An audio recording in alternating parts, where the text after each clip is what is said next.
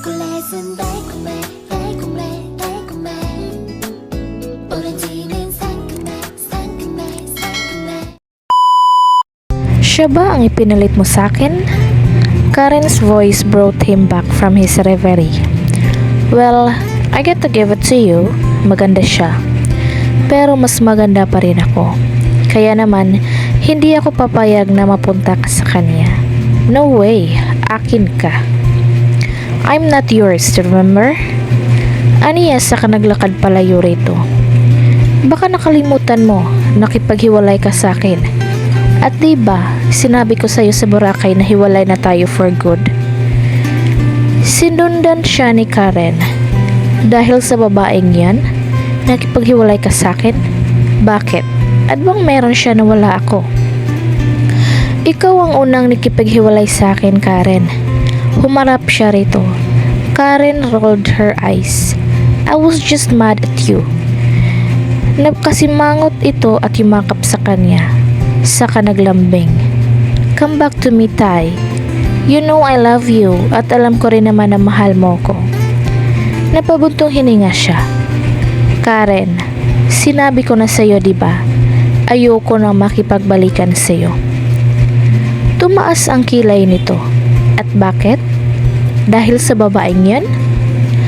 Walang kinalaman dito si Ryan. Os, sarkastiko ito ngumiti. Ano yun, nakita kong selos sa mga mata mo. Nang makita mo nga magkasamang umalis ang kaibigan mo at yung babae mo. Matiim ang mga mata na pinukol niya ito ng tingin. Hindi ko kailangan ang opinion mo, Karen.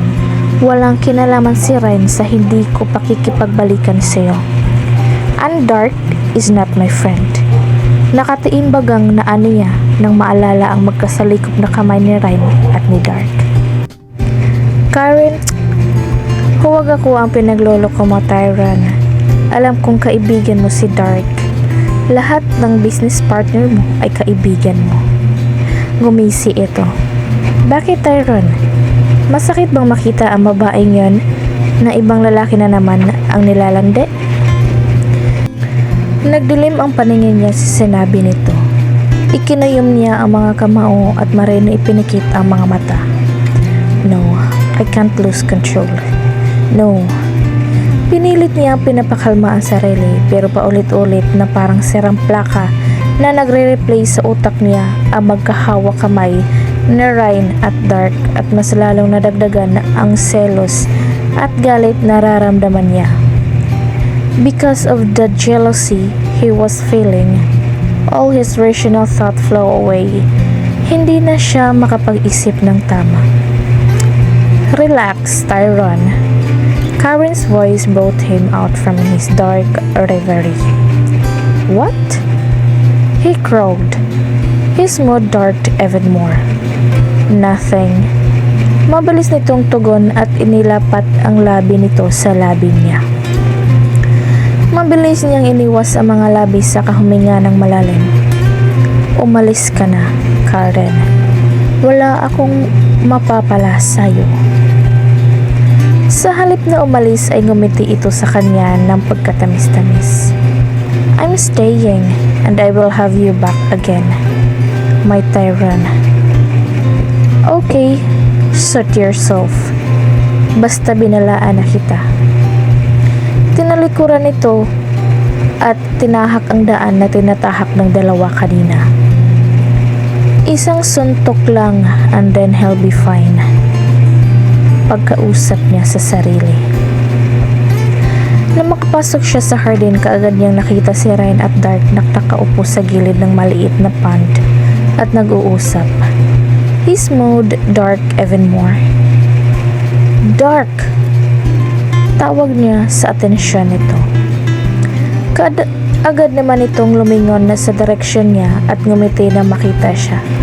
Hey, Tyron! Tumayo ito at inalalayan patayo si Ryan samantalang hindi naman yata ito imbalido. Mag-uumpisa na ba ang meeting natin? No, I came here to tell you this, our deal is off. You will not be investing my company. Pagkasabi niyang iyon ay malalaki ang hakbang na umalis siya sa garden. He scolded when he heard footsteps behind him. Zapanta, come on. Hindi mo pwede gawin yon. Tumigil siya sa paglalakad at humarap dito. Of course I can do that. It's my company. And my words is the law. When I say you're not invited to invest my company, then you're not. No, hindi mo pwede gawin yun. Nag-uusap na tayo tungkol dito. We have a deal, man. Frustration was visible on his face. You will lose $1 billion contract. I don't care if I lost a gazillion-dollar contract. Go on and find yourself another company to invest on. Iniwan niya itong nakatigagal sa sinabi niya. Lugong-lugo si Dark na bumalik ito sa garden. Nakakunot ang noo niya habang nakatingin sa binata na parang pinagsakluban ng langit at lupa. Para itong negosyante na nalugi ng ilang milyon. Ayaw ni Tyrone na mag-invest ako sa company niya. Umupo ito sa tabi niya. Ano bang problema ng lalaking yun? He just declined my $1 billion investment. Tyrone did what? Ano nangyari? Hindi ko alam. He just told me that I'm not allowed to invest in his company. Tipid nito ngumiti sa kanya. That's okay. Nanghihinayang lang ako. Malaki ang makukuha ko sa investment na iyon kung pumayag si Tyrone. Sinabi ba niya sa'yo kung bakit ayaw na niyang mag-invest ka sa company niya? Tanong niya. Mahinang tumawa si Dark. He didn't, but I think I know why. Humarap ito sa kanya at mataman siyang tinititigan. Do you remember when I told you that you are pretty like Helen of Troy? Itinirik niya ang mga mata. You and your lame pickup lines. It was not a pickup line. Nagsasabi ako ng totoo. Maganda ka at mukhang hindi lang ako ang nakakita nun, kundi pati rin si Tyrone. Nginitian siya nito.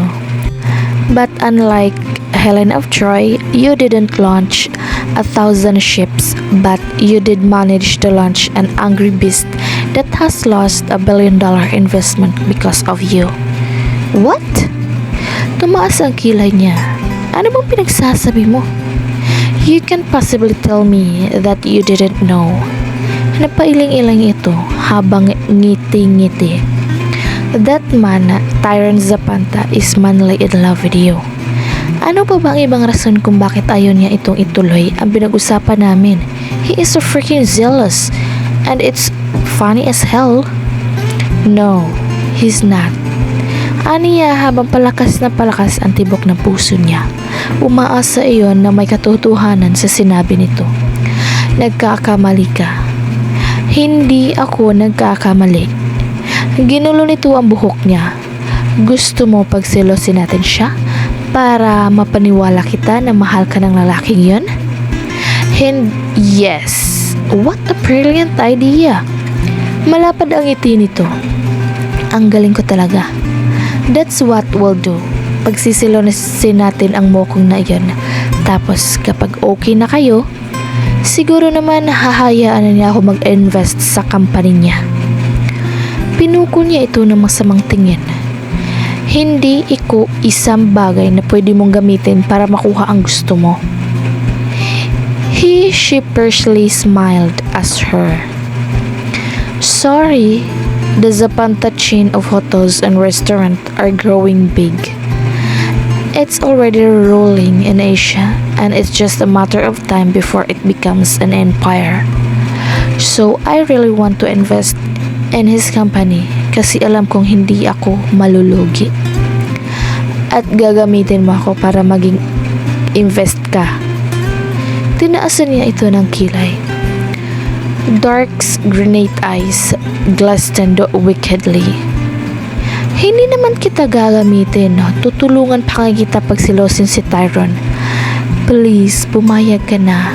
Ayok, okay. We have a deal. Ngumisi ito. Pagsisilusin natin siya. No, Sir Dark, don't say anything, Ryan. Hinawakan nito ang kamay niya at hinila siya palabas ng garden at pumasok sila sa loob ng bahay. Nang makarating sila sa sala, nakita nila si Tyron at Karen na nag-uusap ng masinsina na parang may sumakal sa puso niya sa nakita. Inakbayan siya ni Dark na makalapit sila ng dalawa. "Hey Ty," wika ni Dark para kunin ang atensyon ni Tyron. When Tyron eyes settled at them, his butterscotch eyes dangerously dark. Kahit siya ay natakot sa pagdilim ng ekspresyon ng mukha nito. "Anong kailangan mo?" His voice was flat but there was a dark edge of them. Hindi pinansin ni Dark ang madilim na ekspresyon sa mukha ni Tyron. Ngumisi lang ito. "Let's have a group date." Tyron stared blankly at Dark. "I'm sorry pero hindi kami nagde-date na kasama kayo." Singit ni Karen sa usapan. "We want to be alone today." Hinawakan nito ang braso ni Tyron at hinila patungo sa third floor. Parang may libo-libong karayom na tumusok sa puso niya at hindi niya mapigilan ang luhang nahulog mula sa mga mata niya. Maingat na niyakap siya ni Dark sa kahinagot ang likod niya. "Shh, it's okay. Just cry. Let it go." Napayakap siya sa binata at walang imik na napahagulgol. "Shit. This fucking hurts."